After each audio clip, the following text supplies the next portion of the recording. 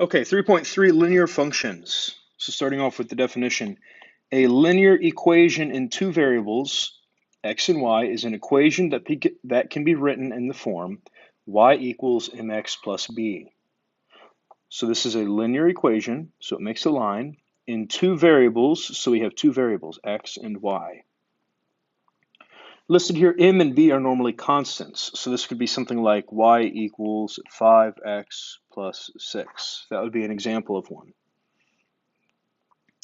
The graph of a linear equation is a line, I'm right here.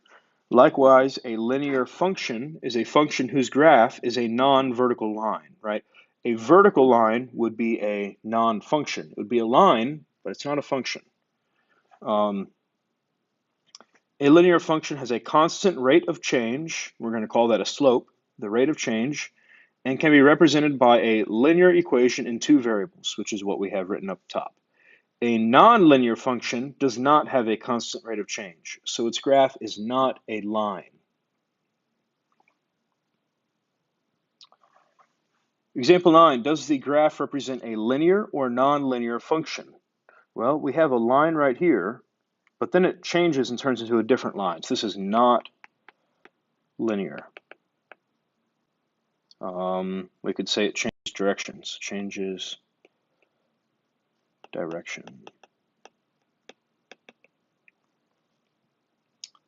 Example 10, does the table represent a linear or nonlinear function? Now it has a constant rate of change, right? That's what we said. Where did it say it? Constant rate of change. So what that means is as x increases, y increases at the same rate each time, right? So 1 to 3, that adds 2. 3 to 5, that adds 2. 5 to 7, that adds 2, right? So we've shown here in the table that every time they move x, x changes by 2, okay? On the bottom piece, 3 to 8, what is that? 8, 7, 6, 5, that adds 5. 8 to 13, that adds 5. And 13 to 18 adds 5 again. This one is okay. This is a line because the x's all change at the same rate and the y's change at the same rate. So this is going to be, yes, it is a linear function, F-U-N-C-T-I-O-N, because constant rate of change. ROC is rate of change. Now, if this was maybe like a +3 or something for the x's, that wouldn't necessarily immediately mean that it's not a line, but we don't know how to deal with that yet. So what we're going to be looking for is we're going to be looking for the same thing, the same changes for the x's, and the same changes for the y's. A discrete domain is a set of all input values that consists of only certain numbers in an interval. And we've already dealt with this. This would be something listed like 1, 2, 3, 4. That would be a discrete domain. Discrete. It's a domain, and then the discrete part is where it's just a list. Continuous domain would be where we list it the other way. So this would be like, I don't know, negative infinity less than x less than 10, or something like that. That would be continuous because we listed an interval, right? An interval can be written like this. All right, next page. Which of the following equations represent linear functions? So what we're going to be looking for here is we're going to be looking for the y and the x, and they have to be able to be written in the form y equals mx plus b. Notice that the y and the x are on other sides of the equal sign. They're not multiplied together. And then there can be something that's added there. So this first one, let's think about this. We have 2y equals negative 3x minus 1. Well, we could divide everything by 2 to get y by itself. and we'd have y equals negative 3/2 x minus 1/2. Well, that falls in that category, so this one's yes. Next up, we have y equals 2 over x. Well, x is in the denominator, so this is no. This one you can right away say no.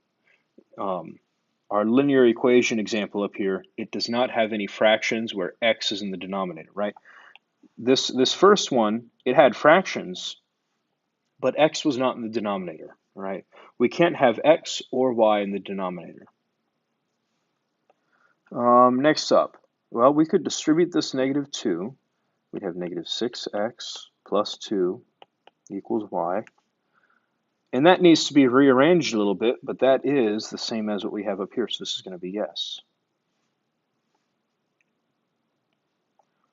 This one here, we have x times y. You can immediately say no. It's not going to have an x times y. This one here, we have an x squared. That's not allowed either, so we can immediately say no to that one too, because we can't have that x squared.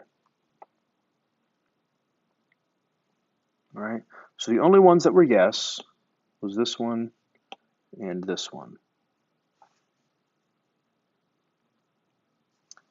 Example 12, determine whether they are linear or nonlinear. Well, this one on the left here, that one is linear. This one is linear. It makes a line, right? You can't get much more simple than that. There's a line on the graph, it's linear. The second one, this is not a line, so this is going to say non-linear. Non-linear. All right, scrolling down here. Here we're adding 1 each time. The bottom we're adding 2 each time. It's constant on top and constant on bottom, so this one is linear. This one on the right, we add 3 here, 3, and 3, so it's constant on top. On the bottom, 2 to 5, we add 3. 5 to 6, we add 1. 6 to 10, we add 4.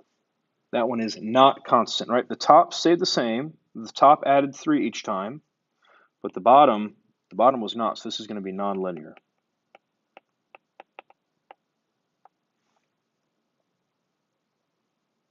All right, and it looks like that's it. All right, that's that. Let me know if you have questions on the homework.